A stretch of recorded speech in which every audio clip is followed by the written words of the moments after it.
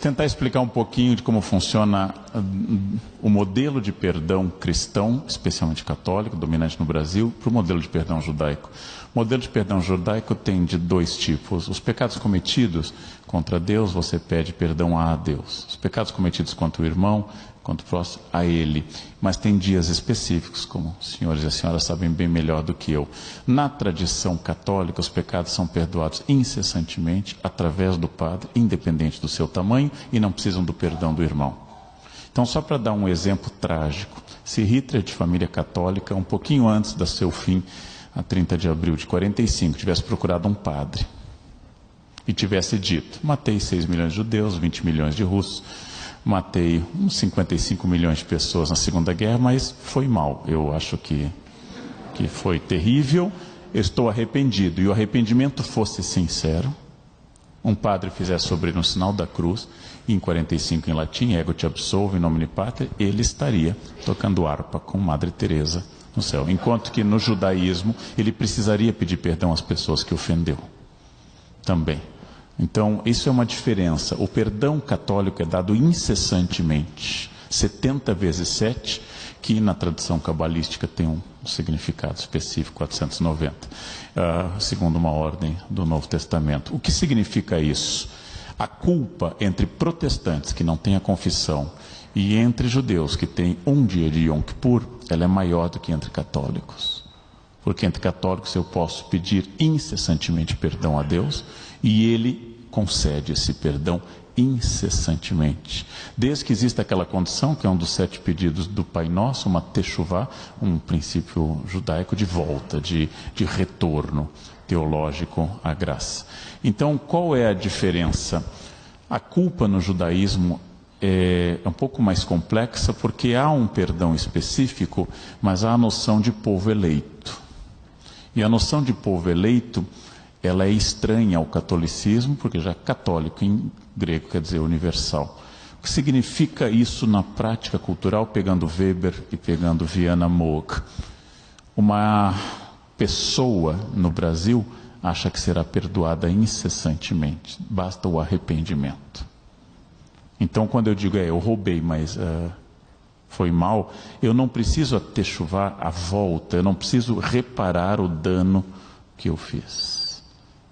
Eu não preciso reparar o dano que eu fiz, basta o arrependimento. A nossa cultura é permissiva. Meu analista, Contado Caligares, no seu primeiro livro, diz que falta no Brasil o que o francês chama de goût de l'effort, o gosto do esforço. Ou seja, a criança é colocada no piano no Brasil, de classe média, ela toca uns meses, quando chega no anon, ela desiste. Depois ela é colocada no balé, quando o pé dói, ela sai. E assim, ao longo de uma vida, uma criança de classe média passou por todas as experiências de formação humana, sem nunca ter se tornado violonista, violinista, pianista ou bailarino. Falta o goût de l'effort, falta essa questão da insistência no método, na ordem, naquela questão tão presente entre imigrantes, de que a criança é uma espécie de chantilly, batendo cresce. Mas ela precisa colocar. Faltam aquelas frases autoritárias da cultura dos meus avós, em que minha mãe dizia algo e eu dizia, mas por quê? Qual parte do não você não entendeu? Ou então meu pai, um pouco mais direto como jurista, né? Eu sou contra, pai, para ser contra e ter voto nessa casa, para ter CPF ativo. Então, não tendo CPF ativo, tendo uma situação que meu pai gentilmente chamava de parasitária, você não tem direito ao voto. Como na época não havia trauma infantil, não tinha trauma infantil, a gente achava isso natural, porque o Estado batia, eles batiam. Então, o que eu acho que é a diferença é a noção de que eu posso incessantemente ser reintegrado à ordem. Só para dar um exemplo fora do universo católico, um adventista, que seria um cristão no limite entre o Antigo e o Novo Testamento, já que guarda o sábado, segue uma linha kasher, um adventista, uma vez detectado que ele é adúltero, ele é expulso da comunidade mediante um anátema, mediante uma excomunhão, e ele não pode mais voltar, nunca mais. A comunidade não tem perdão. Um católico pode voltar sempre, desde que se arrependa. E a Igreja Católica, que está na marca da nossa produção, estabeleceu o código mais duro moral de todas as religiões. Lembre que o código católico para casamento é mais duro que o islâmico, já que não permite divórcio. Não permite aborto nem no caso de estupro. Não permite nada, praticamente nada. Enquanto que o judaísmo aceita o divórcio, segundo o livro de um grande rabino norte-americano, os anjos choram, mas às vezes é necessário. Ou seja, o divórcio existe, mas ele é aceito. Na Igreja Católica ele nunca existe, não há divórcio na Igreja Católica. É para sempre mesmo. Ainda que se possa declarar nulo o sacramento. Mas o que significa isso?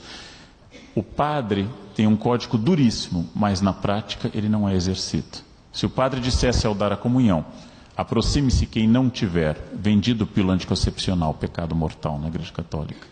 Quem não tiver receitado pílula anticoncepcional. Quem duvidar da virgindade de Maria, pecado mortal de qualquer dogma.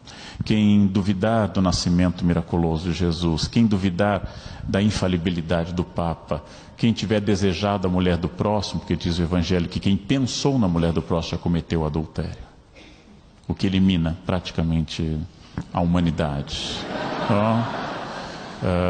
Tudo isso é verdade, só que se o padre dissesse isso, ninguém tomaria comunhão, nem ele. Ninguém tomaria comunhão. Então, esse é o código duríssimo, mas ao dificultar o caminho da graça, eu facilito o pedágio da salvação. Ou seja, me torno um instrumento que faz com que eu volte à igreja e peça perdão. Tal como no Brasil, bem lembrado aqui antes, o político envolvido em processo de corrupção, como Collor, se candidata novamente. E ganha. E volta porque ele repensou. Ele repensou isso, né? Não existe a ideia do nunca mais, a ideia associada a Shoah, né? Nunca mais, não existe. Ganha e volta permanentemente. Então, isso é um pouquinho mais complexo de entender como funciona a nossa prática cultural, informada pelo catolicismo, religião de Estado até 1889, até a separação de 1890 e a Constituição de 1891, de tal forma que eu possa viver dentro de novo do código da interpretação. Exemplo, Sexta-feira Santa, dia mais doloroso para a tradição católica, cristã em geral, dia da morte. Jesus, 14 de Nissan, Sexta-feira Santa, o que acontece? Os católicos têm que demonstrar sofrimento comendo bacalhau, lagosta e camarão. E não podem comer carne vermelha, ou fígado, ou carne moída, está afastado, mas podem comer camarão. E é difícil explicar a uma criança que é um dia de dor, é um dia de sofrimento, e por isso nós vamos comer bacalhau. É difícil isso, porque marca essa passagem que é totalmente distinta de outra percepção, e acima de tudo da negociação que o católico faz na nossa tradição. Acabei de escrever um livro sobre santos, que será lançado na livraria Cultura, do Pedro, que a negociação que o santo possibilita. Eu posso colocar Santo Antônio de ponta cabeça, eu posso retirar o menino Jesus dele, que ele entra em desespero, eu posso afogá-lo, congelá-lo no freezer. Se imaginem pegar uma menorá, por exemplo, e castigá-la enquanto não me atende, não? Imaginem essa negociação e o sentimento trágico que isso acompanha. Se eu conseguir tal coisa, eu vou ir de joelhos a tal lugar. Que pai exigiria do filho sacrifício de sangue? Que pai exigiria esse sacrifício de sangue? Então, essas ideias que são, apesar de vocês viverem diluídos num mundo de maioria cristã, ou de cultura cristianizada, mais do que de comportamento cristão, é preciso entender que existe um outro comportamento. Coisa que eu notei, por exemplo, quando era professor no IAVNI, o caráter direto. Eu ia falar a uma mãe sobre a turma do filho dela. Não, professor, fale só do meu filho. Diretamente. O caráter direto, o caráter objetivo, sem uma quer dizer, esse é o meu interesse. E, curiosamente, com um sentimento de comunidade muito mais forte do que em outras escolas. Com um sentimento de coletivo muito mais forte do que outras escolas. Ora, qual é a diferença? Se eu pertenço a um povo eleito, eu estou consagrado para sempre. Eu sou o povo eleito. Significa que eu não preciso lutar exatamente pela minha salvação e nem estabelecer uma teologia específica sobre céu e inferno, muito fracas no judaísmo. Uma elaboração sobre o que acontece após. Mas apenas como normas. O luto da esposa será de 1 mês, o dos filhos será de 1 ano. Pronto. É uma norma. Quanto tempo entre carne e leite? Cada família decide individualmente. E na prática, talvez mais ainda na CIP, o que é parve depende do olho individual e daquele momento. Então, o que significa isso? É uma capacidade de negociação que é diferente na tradição alemã. A tradição luterana da minha mãe, só para dar um exemplo, briga-se muito pouco, porque uma vez se brigando, não tem reconciliação. Minha avó brigou com o irmão dela no dia do seu casamento, porque ele fez uma crítica, ela o expulsou da festa no dia do seu casamento em 1935. Meu avô morreu em 1971, e eu fui testemunha aos 8 anos. O irmão voltou para prestar vênias ao falecido, e minha avó disse: nós não nos reconciliamos, não entre no velório. Quer dizer, isso é praga, aquelas pragas polonesas, tremendo a mão, né? Quero que você seja uma cebola de ponta cabeça, que me ensinou minha amiga Irene Berger, pragas em Yiddish. Essa é uma praga permanente. E não se briga muito, ao contrário de um italiano que briga muito, porque a reconciliação é quase automática. Talvez por uma influência católica. Talvez, exatamente. Então, é difícil entender, mas é uma outra concepção de Deus, do caminho para o céu e da negociação que eu faço para estar no céu através das práticas. A esse respeito. Tudo é muito diferente de outras tradições e causa um pouco de espanto, né? Eu adoro naquele filme francês Qu'est-ce qu'on fait un bon Dieu? Acho que é uma família francesa, tem 4 filhas, uma casa com um judeu, uma com um árabe, um com um chinês e a última casa, enfim, com um católico, mas que é um africano. E aí a mãe está apresentando a creche, o presépio, e aí a mãe católica diz: esse é o menino Jesus que é Deus. Aí o genro judeu e o genro árabe: a vovó está exagerando, ele é no máximo um profeta. Essa é uma negociação permanente com o sagrado, que caracteriza uma coisa que eu só aprendi em São Paulo, que não existe na minha família. Você quer ir comigo? Não, obrigado, eu não posso. Mas nem, não quer mesmo? Eu disse, como eu disse antes, não. Mas e só um pouquinho, você não quer? Olha, caso você tenha dúvida, não. E de novo, não, né? Mas sim, não tem jeito então. Isso é estranho ao meu universo. Mas isso é muito brasileiro. Isso é absolutamente brasileiro. E essa interpretação permanente e a característica complicada de se resolver coisas que caracterizam a nossa cultura. E é difícil entendê-la, de fato. Mas também, para encerrar, acho que o lado positivo disso é que é muito difícil constituir, felizmente, fascismo no Brasil. Porque pressupõe fila, muito tempo em ordem, saudação. Um não chega, o outro está atrasado, o outro não fez. Não dá para fazer aquela coisa em Nuremberg, assim, todo mundo em fila, porque é muita norma para isso. Como eu trabalho com a ideia de preconceito na Unicamp, faz parte da minha pesquisa, eu tive o doloroso dever de entrevistar 6 neonazistas em Niterói. 6 moços de melanina intensa.